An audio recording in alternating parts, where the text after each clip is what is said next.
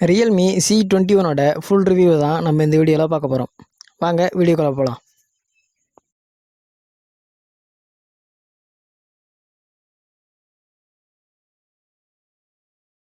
இந்த மொபைலுடைய டிசைன்னு பார்த்தீங்கன்னா Realme C12ஓட டிசைன் மாதிரியே தான் இருக்குது. அந்த அளவுக்கு ஒன்றும் டிஃப்ரெண்ட் தெரியல. மொபைலுடைய பின்பக்கம் பார்த்தீங்கன்னா 3 கேமரா வித் LED ஃப்ளாஷோடைய ஸ்கொயர் ஷேப்பில் தந்திருக்காங்க. இந்த மொபைலோடைய பாடின்னு பார்த்தீங்கன்னா ஃபுல்லாக பிளாஸ்டிக் தான். இருந்தாலும் ஒரு நல்ல டிசைன் கொடுத்துருக்காங்க. இது கையில் நல்லாவே டிப்பாக இருக்குது. ஒரு நல்ல மேட் ஃபினிஷ் கொடுத்துருக்காங்கன்னே சொல்லணும். இந்த மொபைலோட வெயிட் பார்த்தீங்கன்னா 190 கிராம் தான் இருக்குது. கையில் எடுத்தால் அந்த அளவுக்கு ஒன்றும் வெயிட்டெல்லாம் தெரியல, வெயிட்லெஸ்ஸாக தான் இருக்குது.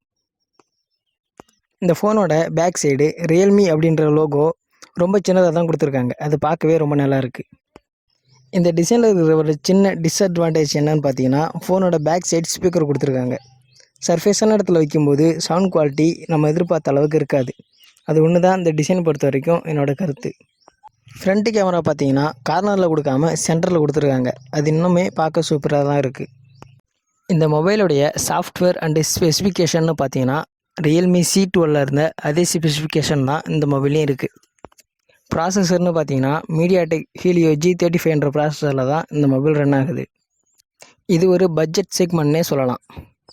இந்த மொபைலோட ஸ்டோரேஜ் வேரியண்ட் அப்படின்னு பார்த்தீங்கன்னா பேஸ் வேரியண்ட்டாக 3GB RAM 32GB ஸ்டோரேஜும், ஹையர் வேரியண்ட்டாக 4GB RAM 64GB ஸ்டோரேஜும் இந்த மொபைலில் இருக்குது.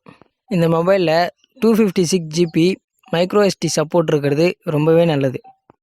இந்த மொபைலில் சாஃப்ட்வேர்னு பார்த்தீங்கன்னா Realme C25 மாதிரி இல்லாமல் Android 10 பேஸாக யூஸ் பண்ணி UI 1.0ல் ரன் ஆகுது.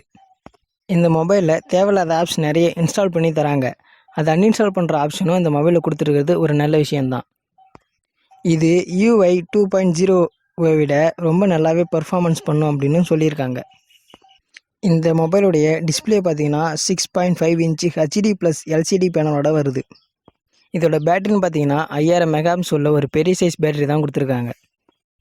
இந்த மொபைலோடைய கேம் பர்ஃபார்மன்ஸ் அப்படின்னு பார்த்தீங்கன்னா கால் ஆஃப் டியூட்டி மொபைல் லோ கிராஃபிக்ஸில் ரொம்பவே நல்லா தான் பர்ஃபார்ம் பண்ணுது. ஒன்றும் அந்தளவுக்கு ஹீட்டிங் இஷ்யூன்னு தெரியல. ஹை கிராஃபிக்ஸில் வச்சு ஆடும்போது நிறைய இடத்துல லாக்ஸ் தெரியுது.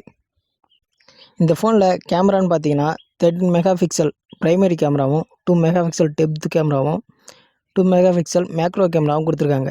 ஃப்ரண்ட் கேமரான்னு பார்த்தீங்கன்னா 5 மெகாபிக்சல் சென்சார் கொடுத்துருக்காங்க. இந்த மொபைலில் பிடிச்ச ஃபோட்டோலாம் இந்த ப்ரைஸுக்கு ஓரளவு நல்லா இருக்குன்னே சொல்லலாம். இந்த ப்ரைஸில் இந்த மொபைலுக்கு காம்படிட்டிவாக இருக்கிற ஃபோன்னு பார்த்தீங்கன்னா போக்கோ C3யும் மோட்டோ E7 பவரும் இதுக்கு காம்படிட்டிவாக இருக்குது. இருந்தாலுமே இது ஒரு பட்ஜெட் ஆண்ட்ராய்டு ஃபோனுன்னே சொல்லலாம். இந்த வீடியோ உங்களுக்கு பிடிச்சிருந்ததுன்னா லைக் பண்ணுங்கள், ஷேர் பண்ணுங்கள், மறக்காமல் சப்ஸ்கிரைப் பண்ணிக்கோங்க.